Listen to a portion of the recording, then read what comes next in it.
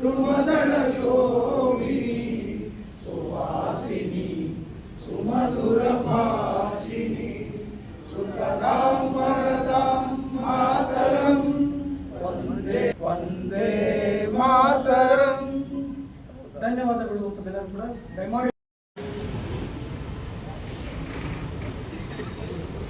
ಈ ಒಂದು ಸಮಾರಂಭ ನಮಗೆಲ್ಲರಿಗೂ ತಿಳಿದಿರುವಂತಹ ವಿಚಾರ.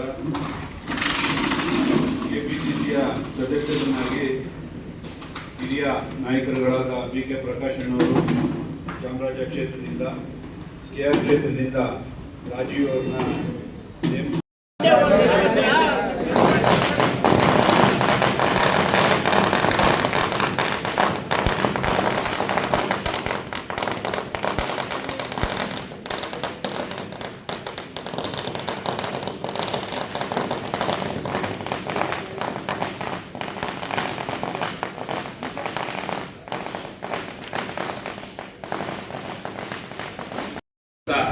ಶ್ರೀಮಾನ್ ಆರ್ ಮೂರ್ತಿಯವರಿಗೆ ಕೃತಜ್ಞತೆಯನ್ನು ಸಲ್ಲಿಸಲಿಕ್ಕೆ ನಾನು ಇಷ್ಟಪಡ್ತೇನೆ. ನಾನು ಚುನಾವಣಾ ಕಣಕ್ಕೆ ನಾನು ಇಳಿದಿದ್ದು 83ನೇ ಇಸ್ವಿಯಿಂದ ನಗರ ಪಾಲಿಕೆಗೆ. ಅಂದಿನಿಂದ ಇಲ್ಲಿವರೆಗೂ ನಾನು ಯಾವುದೂ 83ನೇ ಇಸ್ವಿನಲ್ಲಿ ನನ್ನ ವಾರ್ಡ್ಗೆ ನನ್ನದೇ ಅರ್ಜಿ ಹಾಕಿದ್ದು. ಯಾರು ಇನ್ನೊಬ್ರು ಅರ್ಜಿ ಹಾಕಿರಲಿಲ್ಲ, ನನ್ನದೇ ಅಲ್ಲಿ ಕ್ಯಾಂಡಿಡೇಟ್ ಮಾಡಬೇಕಾಗಿತ್ತು. ಅದನ್ನ ನಾನು ಆ ಚುನಾವಣೆಯನ್ನು ಸೋತೆ. 89ರಲ್ಲೂ ಕೂಡ ಇನ್ಯಾರು ಇರಲಿಲ್ಲ, ಒಬ್ಬರೇ ಇನ್ನೊಬ್ರು ಯಾರೋ ಇದ್ರು. ಅದು ಏನಂತದ್ದು ಏನಿರಲಿಲ್ಲ. ಅದು ನನಗೆ ಅವಕಾಶ ಆಯಿತು, ಅವ್ರು ನಾನು ಗೆದ್ದೆ. ಮತ್ತೆ ನಾನು 2001ರಲ್ಲಿ ನಾನು ಕಾರ್ಪೊರೇಟರ್ ಆಗಿ ಮೇಯರ್ ಆಗಬೇಕಾದ್ರೆ ಸನ್ಮಾನ್ಯ ಅಜಿತ್ ಶೇಟ್ ಅವರು ನರಸಿಂಹರಾಜ ಕ್ಷೇತ್ರದಲ್ಲಿ ಅದೊಂದು ರಿಸರ್ವೇಷನ್ ಸೀಟು BCB ಅಂತ ಹೇಳಿ ಅದನ್ನೊಂದು ಅವಕಾಶ ಮಾಡಿಕೊಟ್ರು. ಅವಾಗಲೂ ನಾನು ಶೇಟ್ ಸಾಹೇಬ್ರಿಗಷ್ಟೇ ನನ್ನ ಮನವಿಯಲ್ಲಿ ಸಲ್ಲಿಸಿದ್ದು, ಸ್ವಾಮಿ ಅವಕಾಶ ಮಾಡಿಕೊಡಿ ಅಂತ ಹೇಳಿದೆ. ಅವ್ರು ಅವಕಾಶ ಮಾಡಿಕೊಟ್ಟದಕ್ಕೆ ನಾನು ಅವತ್ತು ಕಾರ್ಪೊರೇಟರ್ ಆಗಿ ಗೆದ್ದೆ, ಮತ್ತೆ ಮೇಯರ್ ಆಗ್ಲಿಕ್ಕೂ ಅವಕಾಶ ಆಯಿತು. ಇದು ಯಾತಕ್ಕೆ ನಮ್ಗೆ ಹೇಳ್ತಿದ್ದೀನಿ ಅಂತ, ನಾನು ಈ KPCC ಸದಸ್ಯತ್ವವನ್ನು ಕೂಡ ನಾನು ಯಾರಿಗೂ ವಿನಂತಿ ಮಾಡ್ಕೊಂಡಿರಲಿಲ್ಲ, ಯಾರ ಹತ್ರ ಹೋಗಿ ನಾನು ಕೇಳಿರಲಿಲ್ಲ. ನನಗೆ ಅವಕಾಶ ಮಾಡಿಕೊಡಿ, ಇದು ಆಯಿತು, ವಾಸವ್ರು ಖಾಲಿ ಆಗಿದೆ ಅಂತ ನಾನು ಯಾರಿಗೂ ಕೇಳಿರಲಿಲ್ಲ. ನಮ್ಮ ಅಧ್ಯಕ್ಷರು ಅದ್ರ ಬಗ್ಗೆ ಸೂಚನೆ ಕೊಟ್ಟರು, ಸ್ವಾಮಿ ಇದು ನಡೀತಾ ಇದೆ, ನಿಮ್ದು ಅವಕಾಶ, ನಿಮ್ಗೇನು ಅಲ್ಲಿ KPCC ಮೆಂಬರ್ ಮಾಡೋದು ಅವಕಾಶ ಆಗಿದೆ, ಮಾಡ್ತಾ ಇದ್ದಾರೆ ಅಂತಂದಾಗ ಆಯ್ತು ಸ್ವಾಮಿ, ಅದು ಮಾಡೋದು ಸಂತೋಷ. KPCC ಅಧ್ಯಕ್ಷರು ನೀಡಿದಂಥ ಆದೇಶ ಪತ್ರವನ್ನು ನನಗೆ ನೀಡಿದಂಥ ಮೈಸೂರು ನಗರ ಕಾಂಗ್ರೆಸ್ ಅಧ್ಯಕ್ಷರಾದಂಥ ಸನ್ಮಾನ್ಯ ಹಿರಿಯರಾದಂಥ ಮೂರ್ತಿರವರೇ, ಇದೇ ಸಂದರ್ಭದಲ್ಲಿ KPCC ಸದಸ್ಯರಾಗಿ ನೇಮಕಗೊಂಡಂಥ ಹಿರಿಯರಾದಂಥ BK ಪ್ರಕಾಶ್ ರವರೇ,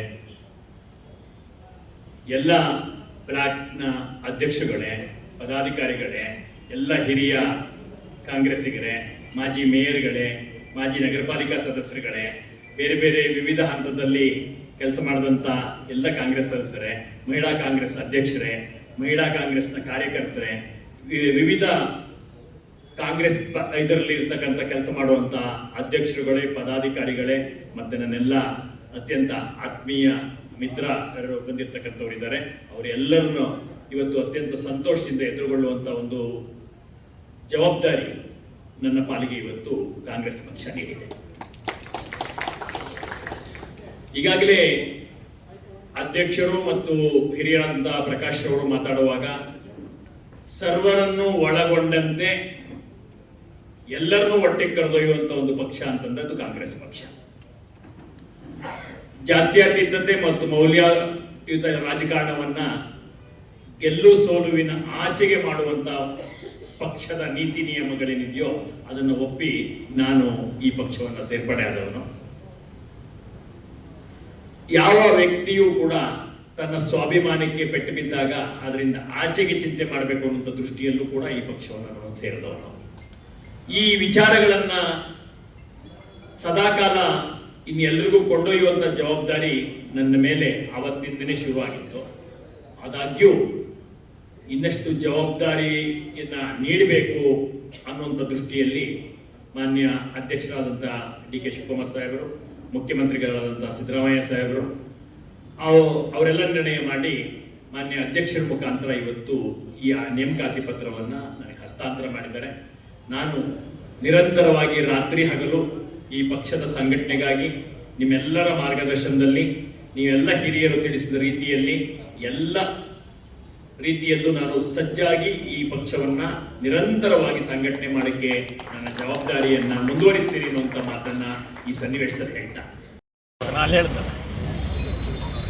ಇವತ್ತಿನ ದಿನ ನಮ್ಮ ಯುವಕರಿಗೆ ಸ್ಫೂರ್ತಿ ಮತ್ತು ಯುವ ಕಾಂಗ್ರೆಸ್ಗೆ ಭಾಳ ಒಂದು ಸಪೋರ್ಟ್ ಆಗಿ ನಿಲ್ಲುವಂಥ ವ್ಯಕ್ತಿಗೆ ನಮ್ಮ KPCC ಕಡೆಯಿಂದ ನಮ್ಮ ಸಿದ್ದರಾಮಯ್ಯ ಸಾಹೇಬರು ಹಾಗೂ ನಮ್ಮ KPCC ಅಧ್ಯಕ್ಷರಾದ DK ಶಿವಕುಮಾರ್ ಅವರು KPCC ಸದಸ್ಯರಾಗಿ ನೇಮಕ ಮಾಡಿದ್ದಾರೆ.